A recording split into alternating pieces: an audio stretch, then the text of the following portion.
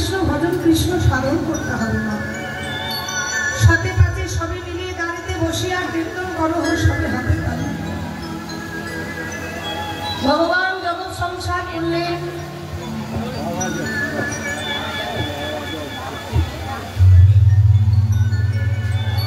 সংসার করে জগৎকে শিক্ষা দিলেন যে জগৎবাসী সংসারে থাকুন, কিন্তু সংসারে থাকতে থাকতে গৌর ভজনটা কৃষ্ণ ভজনটা যেন ভুলে যেও না। আপনারা নদিয়ার মানুষ, আপনাদেরকে একটা কথা বলি শুনুন। যেজন আমার গৌর হরিকে ধরতে পেরেছে, বাবা গৌর হরিকে ধরাটা এত সহজ না। ছোটবেলা থেকে এদের বয়স থেকে আমি কীর্তন শুনে বড় হওয়া। আমাদের বাপের বাড়িতে সবাই চাকুরিজীবী, কিন্তু কীর্তন গান। এই ছোট বয়স থেকে কীর্তন শুনেছি, 6 বছর বয়স থেকে কীর্তন দিয়েছি, কিন্তু এখনো গৌর হরিকে কি ধরতে পেরেছিল? গৌর হরিকে যেজন ধরতে পেরেছে, আমার গৌর সোনাকে যেজন অঙ্গে ধারণ করতে পেরেছে, আমার গৌর চরণ যেজন সার করতে পেরেছে, আমার সেজন্য ভক্তি রস সার। ভক্তি বললেই জগতে ভক্তি আসে না, শ্রদ্ধা বললে শ্রদ্ধা আসে না, যতক্ষণ না আপনার আধ্যাত্মিক জগৎটা সুন্দর হচ্ছে। আধ্যাত্মিক জগতের সর্বপ্রথম হচ্ছে মন। ভগবান বলছে তোমার মনটা পরিষ্কার রাখো, তোমাকে আর কিচ্ছু রাখতে হবে না। তুমি আমাকে ভালোবাসো, আমাকে মানুষ ভালোবাসো। তুমি ভগবানের নাম করছো, কিন্তু তুমি মানুষ ভালোবাসো না। কোনো মানুষের পাশে তুমি দাঁড়াও না। তুমি 10 জনের ক্ষতি করে নিজে বড় হয়ে তুমি আমার নাম করছো, আমি তোমার পাশে থাকবো না। তুমি মানুষ ভালোবাসো, জীব ভালোবাসো, জীবে প্রেম করে যেজন সেজন সেবিছে ঈশ্বর। তুমি মানুষ ভালোবাসলে, তুমি প্রকৃতি ভালোবাসলে, তুমি আমায় ভালোবাসবে, কারণ মানুষও সৃষ্টি আমার, এই প্রকৃত সৃষ্টি আমার। গৌর ভজন কৃষ্ণ ভজন গৌর সাধন এমন জিনিস দেখুন। আপনারা গোবিন্দ দাসের পদাবলী শোনেন, দেখবেন কীর্তনিয়ারা গাই গোবিন্দ দাসের পদাবলী আপনারা সকলেই শোনেন। সেই গোবিন্দ দাস তার দাদা ছিলেন রামচন্দ্র কবিরাজ। তো গোবিন্দ দাস ছিলেন কৃষ্ণ ভক্ত, আর রামচন্দ্র কবিরাজ ছিলেন মা কালীর ভক্ত। চৈতন্য চরিতামৃতে পরিষ্কার লেখা আছে। তোমার সেই গোবিন্দ দাসের দাদা রামচন্দ্র কবিরাজ মা কালীর ভক্ত ছিলেন, বড় মাকে ভালোবাসতেন। তো গৌর কৃপা এমন কৃপা বাবা, যার হবার হয় তার 5 দিনই হয়, যার হবার নয় তার 50 বছর হবে। গৌর কৃপা হলে এমন হলো বাবা, ওই মা কালীর ভজনা করতে করতে একদিন হঠাৎ গৌর কৃপা হয়ে গেল। কৃপাটা হলো কোথায়? বলছি যত চন্দন ঘষবেন তত কিন্তু চন্দনের সুগন্ধটা বের হয়ে আসবে। কোন ভাবকে কোন জীবের শ্রদ্ধা যদি হয়, তবে সে ভক্ত সাধু সঙ্গ যে করো, সাধু সঙ্গ হইতে হয় শ্রবণ কীর্তন, শ্রবণ কীর্তন হইতে হয় অনর্থ নিবৃত্তি, অনর্থ নিবৃত্তি হইতে ভক্তি নিষ্ঠা হয়, ভক্তি নিষ্ঠা হইতে হয় কৃষ্ণ প্রেম উপজন। যত শুনবেন, যত গাইবেন, কলিযুগের আমাদের কলিযুগের প্রথা, যতই বসে বসে আপনি গীতা পড়ুন, ভাগবত পড়ুন, তার চেয়ে বেশি কৃপা হবে আপনি যত হরিনাম শুনবেন, যত হরিনাম গাইবেন। একদিন হলো কিনা, সেই রামচন্দ্র কবিরাজ, আপনারা জানবেন বর্ধমান জেলার জাজিক গ্রাম বলে একটা গ্রাম আছে, বর্ধমান কাটোয়া রোডে। বর্ধমানের জাজিক গ্রামে বিবাহ ঠিক হয়েছে। তো মা কালীর চরণে প্রণাম করে সেই রামচন্দ্র কবিরাজ, মন দিয়ে শুনবেন, মা কালীর চরণে প্রণাম করে আমরা যেমন যখন ছেলেরা বিবাহ করতে যায় কি করে, ঘরের ইষ্ট দেবতাকে প্রণাম করে, মা বাবাকে প্রণাম করে, সেই রামচন্দ্র কবিরাজ ঘরের ওই মা কালীকে প্রণাম করে আজকে বিবাহ যাত্রা শুরু করেছে। বিবাহ সুসম্পন্ন হয়েছে। যে নারীকে বিবাহ করেছে সেই কন্যাটির নাম হচ্ছে রত্নমালা। সেই রত্নমালাকে বিবাহ করে পরের দিন সকালবেলায়, যেটা বলা হয় কুসুম দিনে বা বাসী বিবাহ, ব্রাহ্মণদের দেখবেন সকালবেলায় বিবাহ হয়, আমাদের সব সকালবেলায় বিবাহ হয়। বিবাহ করে সেই রামচন্দ্র কবিরাজ পালকিতে করে তার বউকে নিয়ে ফিরছে। এখনকার যেমন নামি দামি গাড়ি উঠেছে বাবা, তখনকার তো নামি দামি গাড়ি ছিল না, পালকি করে বউ আনতে। রামচন্দ্র কবিরাজ যখন তার স্ত্রীকে রত্নমালাকে পালকিতে বসিয়ে নিয়ে আসছিল না, আগেকার বিবাহের সঙ্গে কিন্তু এই কথাটা মেলাবে না, এখনকার বিবাহের সঙ্গে মেলাবে না। এখনকার যেমন বর বলে গল্প করতে করতে আসে, তখনকার ছিল না। বউ সবসময় মাথা নামিয়ে আসতো, বর সবসময় অন্যদিকে মুখ ঘুরে, কারণ লজ্জা পেত। ওই যে প্রথমেই বলেছি, মানুষ এখন শ্রদ্ধা ভক্তি ধর্ম কর্ম থেকে সরে পড়ছে। এখন ছেলে মেয়েরাও কিন্তু গুরুজনদেরকে শ্রদ্ধা করে না, লজ্জার মাথা করেছে। রত্নমালা অন্যদিকে মুখ ঘুরে আছে, রামচন্দ্র কবিরাজ অন্যদিকে মুখ ঘুরে আছে, বেয়াদারা পালকি নিয়ে আসছে। হঠাৎ করে দেখছে একটা মোড়ের মাথাতে অনেক ভক্ত দাঁড়িয়ে আছে, অনেক মানুষ দাঁড়িয়ে আছে। তো রামচন্দ্র কবিরাজের মনে প্রশ্ন জাগলো, এত এত মানুষ দাঁড়িয়ে আছে, নিশ্চয়ই এখানে কোনো কিছু ব্যাপার আছে, দেখি তো নেমে। পালকি থেকে রামচন্দ্র কবিরাজ নেমে ভিড়টা সরিয়ে যেই না গিয়েছে, দেখছে একজন পাঠক বসে বসে বহুর কথা বলছে। যিনি পাঠ করছেন তার নাম হচ্ছে, আপনারা জেনে রাখবেন, শ্রীনিবাস আচার্য মহাশয়, আমার মহাপ্রভু গুরুদেব। তো সেই শ্রীনিবাস আচার্য মহাশয় আজকে বহুর কথা বলছেন। তিনি বলছেন যে গৌর বরণ যদি সময় করে কেউ ধারণ করে, হরিব, আমার গৌর সোনাকে যদি কেউ অঙ্গে ধারণ করে, তাহলে কি হবে, আমার গৌর হরি তাকে পারাপার করে দেবে। ঠিক সেই সময় বলছে,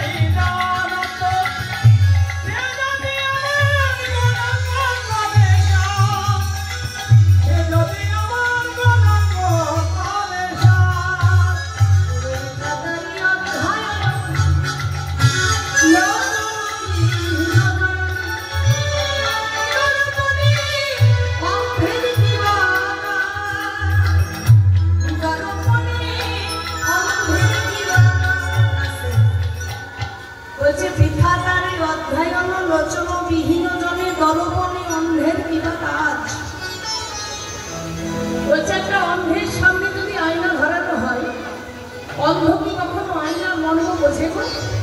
অন্ধের সামনে আয়নাটা যেমন বৃথা, তেমন যতই কেউ বেদ পড়ুক, যতই পণ্ডিত হোক, গীতা পড়ুক, ভাগবত পড়ুক, মহাভারত পড়ুক, যদি গৌর ভজন না করে, তার কাছে সেই আয়নার মতো সবকিছু বৃথা হয়ে যাবে। ঠিক এই কথাটি শুনেছে, আর সে তো মা কালী ভক্ত। এবার হচ্ছে বহু কথা, ঠিক ফিরে চলে যাচ্ছে। যেই না ফিরে চলে যাচ্ছে, সঙ্গে সঙ্গে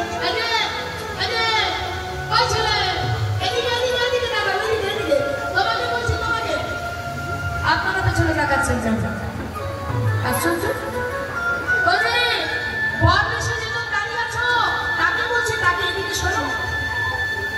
রামচন্দ্র কবিরাজ থমকে গেছে।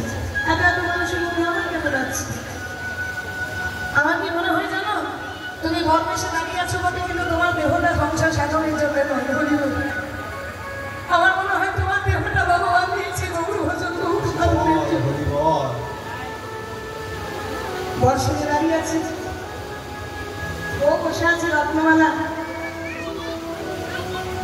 রত্নমালা বসে আছে কোথায়? পালকির ভেতরে। বরের বিশেষে মাথায় টোপর করে গলায় মালা নিয়ে দাঁড়িয়ে আছে। ঠিক তাকে বলে দিয়েছে, তোমার ওই দেহটা সংসার সাধনের জন্য নয়, সংসার ভজনের জন্য নয়, তোমার ওই দেহটা গৌর ভজনের জন্য। সে তো মা কালী ভক্ত। রামচন্দ্র কবিরাজ এসে পালকি বসেছে, চুপচাপ পালকি বসে গৌর নিয়ে এসেছে। যা রীতি রেওয়াজ, প্রত্যেকটা ঘরে বিবাহের রীতি রেওয়াজ হয়েছে। এবার বাবা সেই বাসর রাত্রি, রামচন্দ্র কবিরাজ আর রত্নমালার বাসর রাত্রি। রত্নমালা সুন্দর সাজে সেজেছে, সুন্দর একটা বেনারসি পড়েছে, সাদা গাড়ি অলঙ্কার, গলায় মালা পড়েছে, মাথায় ফুলের মুকুট পড়েছে, মাথায় ঘোমটা নিয়ে একটা সুসজ্জিত বিছানা, সুসজ্জিত সজ্জা, একটা সুন্দর খাট সাজিয়ে রত্নমালা দুচোখ ভরা স্বপ্ন নিয়ে রামচন্দ্র কবিরাজ তার স্বামীর জন্য দীর্ঘ অপেক্ষা করছে। এখনকার ভালোবাসার না কোনো মেয়ে বা কোনো ছেলে তার জন্য অপেক্ষা করে না, কারণ লেবুকে আপনি যত নিকাবেন তত তেতো হবে। এখনকার ছেলে মেয়েদের মধ্যে সম্পর্কটা এটাই দাঁড়িয়ে গেছে, মাধুর্যের থেকে তিক্ততা বেশি চলে এসেছে। কিন্তু তখনকার দেখা সাক্ষাৎ হতো না, বাড়ি থেকে বিবাহ দিত সম্বন্ধ করে ঘটকের দ্বারা, সেই বাসযাত্রীতে প্রথম তাদের দেখা হতো। যদিও শুভদৃষ্টি দেখা হতো, কিন্তু গুরুজনদের কাছে তারা দুজন দুজনকে ভালো করে দেখতে পেত। এই যে মাধুর্যমণ্ডিত ভালোবাসা। রত্নমালা লজ্জিত হয়ে নিতাই ঘোমটা দিয়ে দুচোখ ভরা স্বপ্ন নিয়েছে সংসার করার আশায়। প্রথম মিলনের রাত্রি রত্নমালা অপেক্ষা করছে তার রামচন্দ্র কবিরাজের যারা শালিকা ছিল সবাই ঘরের মধ্যে প্রবেশ করিয়ে দরজাটা বাড়ি থেকে লাগিয়েছে। ঠিক রামচন্দ্র কবিরাজ গলার মালাটা খুলে বিছানার মধ্যে খুলে রেখে রত্নমালা যেহেতু মুখটা দেখতে পাচ্ছি না, মা রত্নমালাকে ডেকেছে। রত্নমালা জীবনে কোনো নারীর সঙ্গে কথা বলছে এই রামচন্দ্র কবিরাজ। রত্নমালা বলো স্বামী। তখনও কিন্তু মুখ দেখেনি, ঘোমটা লাগানো আছে রত্নমালা। রামচন্দ্র কবিরাজ বলছে, রত্নমালা আজকে হচ্ছে আমাদের মিলনের প্রথম রাত্রি। একটা মেয়ে যেমন স্বপ্ন নিয়ে শ্বশুরবাড়ি আসে, তুমি এসেছ। একটা ছেলে যেমন সংসার করার আশায় একটা নারীর হাত ধরে, আমিও তোমার হাত ধরে তোমাকে এখানে নিয়ে এসেছি। কিন্তু রত্নমালা তুমি আজকে বলতে আমার একটা কথা। রত্নমালা বলছি, সাত মাকে বেঁধে গলায় মালা দিয়ে সেদিকে সিঁদুর দিয়ে মন্ত্র করে তুমি আমায় বিবাহ করেছ, তুমি আমার স্বামী, আর আমি তোমার কথা রাখবো।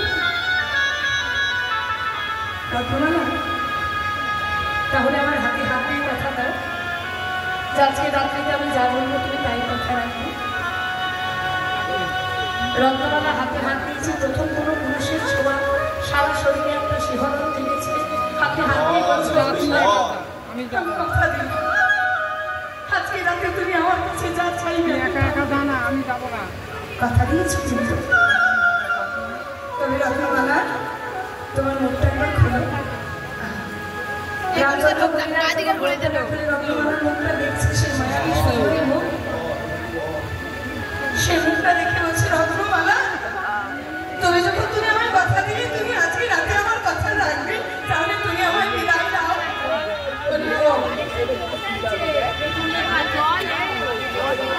রত্নমালার মুখটা খুলে সঙ্গে সঙ্গে রামচন্দ্র কবিরাজ বলছে,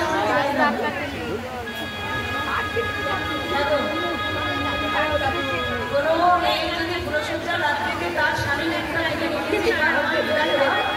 আমি সহ্য করতে পারবো না। চলুন বসেছে রত্নমালা,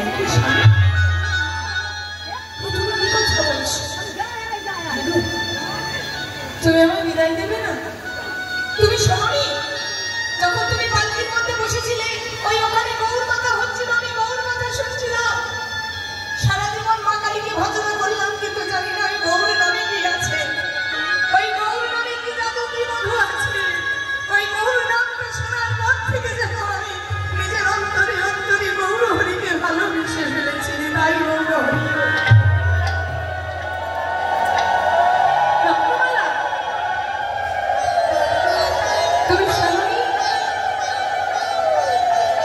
যিনি পাঠক, যিনি পাঠ করছিলেন, তিনি কি বললেন? তিনি বললেন, আমার এই দেহটা নাকি সংসার সাধনের জন্য নয় গো, আমার এই দেহটা নাকি গৌর ভজন গৌর সাধনের জন্য। আমার এই দেহটা যদি গৌর ভজন গৌর সাধনের জন্য হয়, তবে যে আমি আর থাকবো না। রত্নমালা আমার দেহটা যদি ভগবান গৌর সাধনের জন্য দিয়েছে, তাহলে আমি সংসার করি কি করবো? তোমার হাতে ধরে বলছে, তুমি আমার বিদায় দাও। যদি পদ্মাবতী না থাকতো তাহলে কি জয়দেব জয়দেব হতো? যদি মা সারদা না থাকতো তাহলে কি পরমহংস রামকৃষ্ণ হতো? থাকতো তবে কি চণ্ডীরা আসতো। তুমি যদি আমায় বিদায় না দাও তাহলে যে আমি গৌর ভজন করতে পারবো না। রত্নমালা তখন অঝোর ধারায় কাঁদছে। স্বামী গো, জীবনের প্রথম রাত্রিতে তুমি আমার কাছে এমন একটা জিনিস চেয়ে বসতে, আমি না করলেও আমার কষ্ট হবে, আমি হ্যাঁ করলেও আমার কষ্ট হবে। গৌর ভজনের পথে বাধা তো তোমায় আমি দেবো না। ঠিক আছে, যাও, তুমি চলে যাও গৌর ভজনের পথে। তুমি কি গৌর ভজন করবে, আর আমি সারা জীবনে দরজার চৌকাঠে বসে বসে তোমার জন্য অপেক্ষা করব। সঙ্গে সঙ্গে রত্নমালার গলা থেকে মালাটা খুলে রামচন্দ্র কবিরাজ ঠিক তার মালার পাশে বিছানার মধ্যে রেখে দরজার ছিটকানিটা খুলে রামচন্দ্র কবিরাজ বাহির হতে যাচ্ছে। আর হেন সময় রত্নমালা বিছানা থেকে ছুটে নেমে স্বামীর চরণ দুটো গিয়ে ধরেছে। না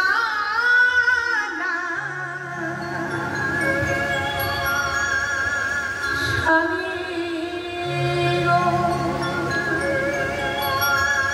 যেতে তোমায় দেব না,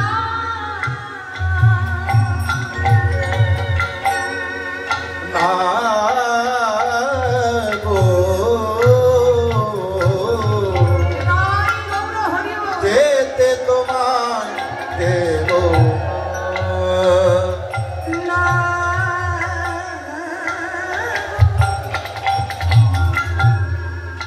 যেতে তোমায় দেব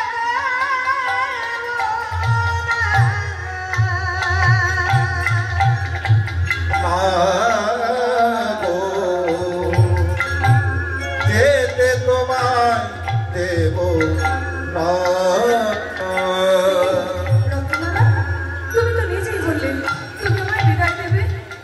স্বামী গো, যেতে হয় তুমি কাল প্রভাতে যেও, কিন্তু আজকে রাত্রিটা তুমি আমার কাছে থেকে যাও। আজকে রাত্রিতে তুমি আমার ছেড়ে যেও না। তুমি না শোনো, শোনো না কথা, না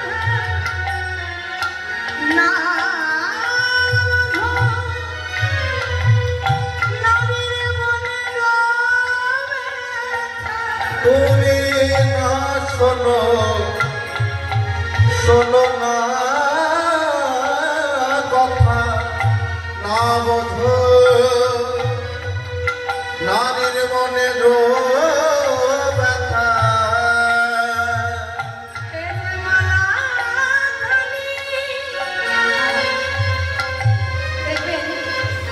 বিবাহের সময় যখন মালা বদল হয়, আবার ফুলসজ্জা রাত্রের দিনে স্বামী স্ত্রীর বিছানার মধ্যে মালা বদল হয়। রত্নমালা তার মালাটা নিয়ে রামচন্দ্র কবিরাজের গলায় পরিয়ে দিয়ে বলছে, এ যে মালা আমি দিলাম, এই যে মালা আমি দিলাম তোমার গলে, এই রজনীতে দেব না গো, যেতে তোমায় দেব না গো, যেতে তোমায় দেব না।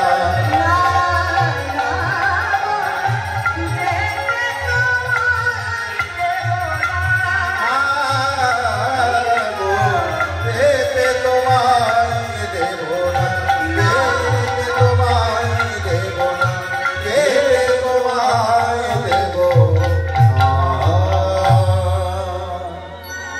রত্নমালা, তুমি আমায় যেতে মানা করছো, কিন্তু আমি যদি না যাই, আজকে রাত্রিতে যদি তোমার সঙ্গে মিলনের ফলে আমার এই শরীরে মায়া জন্মে যায়, কামনা জন্মে যায়, তাহলে যে আমরা গৌর ভজন পাবে না। রত্নমালা, তুমি আমায় বাধা দিও না। রত্নমালা, তুমি বাধা দিও না।